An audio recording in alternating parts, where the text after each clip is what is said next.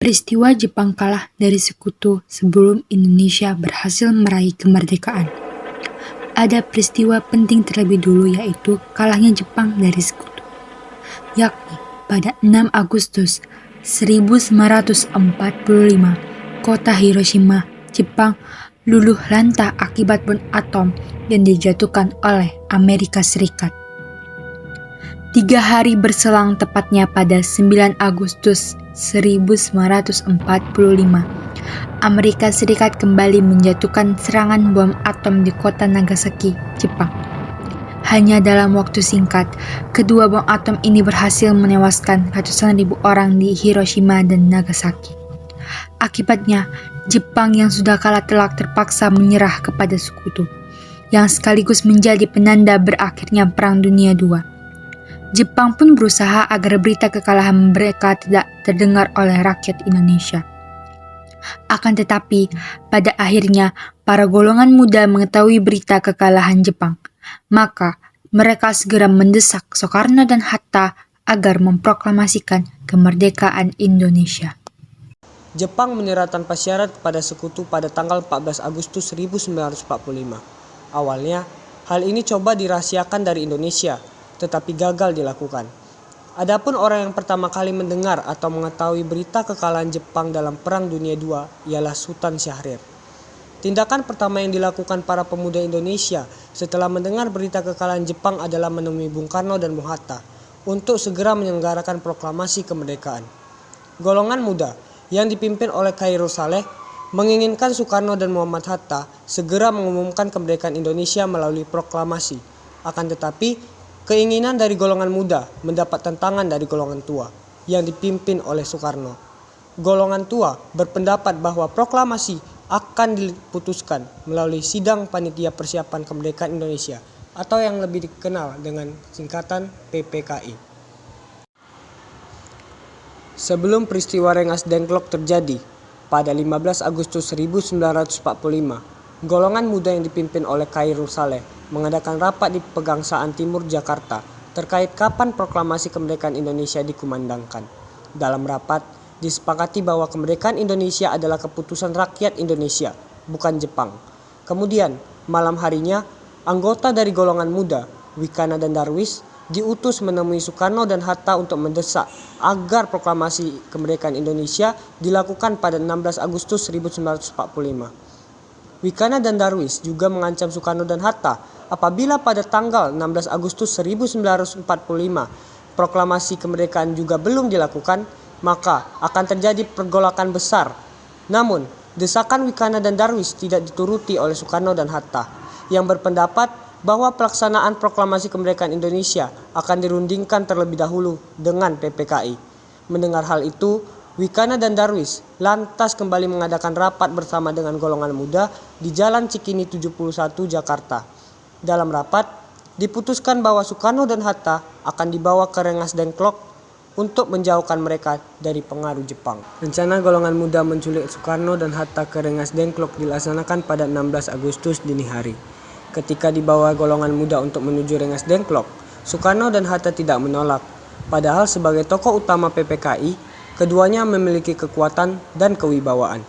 Hal ini terjadi karena mereka sebenarnya merasa bahwa kemerdekaan harus segera diproklamasikan. Namun, karena ancaman dari pemerintah Jepang dan janji kemerdekaan, Soekarno dan Hatta belum mau mengambil keputusan. Naskah teks proklamasi ditulis oleh Soekarno dan dibantu oleh Muhammad Hatta dan Ahmad Subarjo. Perumusan teks proklamasi ini disaksikan oleh Miyoshi, Soekarno, BM Diah, dan Sodiro. Rumusan teks proklamasi kemerdekaan Indonesia terdiri atas 2 bagian pokok. Bunyi teks proklamasi bagian pertama yaitu kami, bangsa Indonesia, dengan ini menyatakan kemerdekaan Indonesia. Bagian kedua naskah teks proklamasi yaitu hal yang mengenai pemindahan kekuasaan dan lain-lain diselenggarakan dengan cara seksama dan dalam tempo yang sesingkat-singkatnya.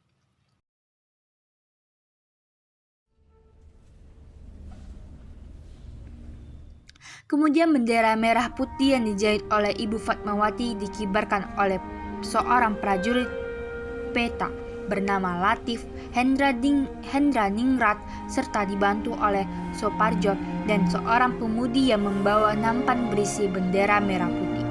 Setelah bendera berkibar, lagu Indonesia Raya pun dinyanyikan. Berita momen pembacaan proklamasi kemerdekaan Republik Indonesia juga disebarkan lewat berbagai media, baik radio, surat kabar, hingga telegram.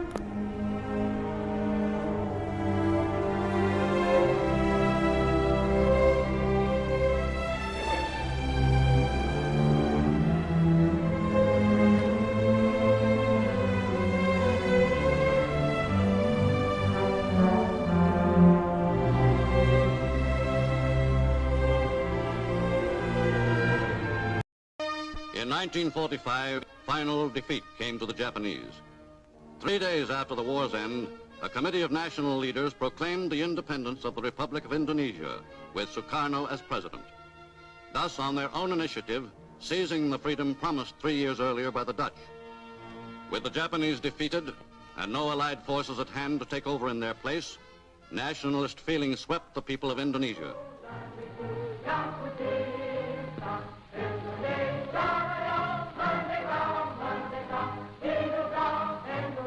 The Indonesian Republic was 6 weeks old before the first Allied forces returned to the Indies. And some 2,000 British troops with a contingent of Kemudian, Dutch landed at tepat Batavia. pada pukul 10 waktu Indonesia bagian Barat, But by hari that time, Jumat, the nationalist tanggal government had 17 grasped the opportunity Agustus to entrench itself in Java and Sumatra, 1945, and Republican bertempatan extremists di had Jalan fanned into flame the Penggangsaan spirit of Timur nomor nationalism. 56. Naskah teks proklamasi itu pun dibacakan oleh Presiden Soekarno didampingi oleh Muhammad Hatta. Pembacaan proklamasi kemerdekaan dilakukan dalam suasana proklamasi. Kami, bangsa Indonesia, dengan ini menyatakan kemerdekaan Indonesia. Hal-hal yang mengenai pemindahan kekuasaan dan lain-lain diselenggarakan dengan cara saksama dan dalam tempo yang sesingkat-singkatnya. Jakarta, 17 Agustus 1945, atas nama bangsa Indonesia, Soekarno, Hatta.